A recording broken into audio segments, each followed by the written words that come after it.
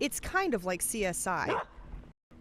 Except instead of dead bodies, it's a different kind of crime. We certainly found several samples a week, or several waste piles a week that weren't being cleaned up. The perpetrators? Negligent pet owners leaving a trail of evidence. Sometimes we thought we had a very good idea, or someone would report that a fellow resident had left, their dog had left a pile behind, and they were pretty sure.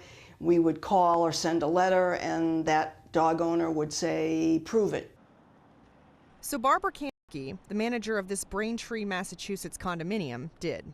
She found a lab in Tennessee that specializes in canine DNA testing.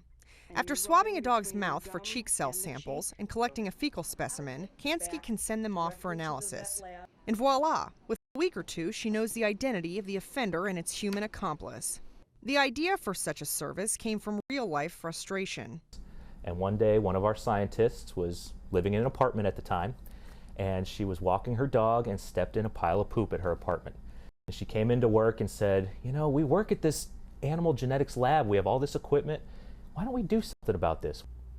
If busting Fido's poo seems far-fetched, BioPet says sales in the U.S. and abroad are climbing. As for this Massachusetts community, now you don't really have to worry about dog poop. You can walk where you want. The grass is now ours again. We don't have to worry about it. And that's just a great thing. Case closed.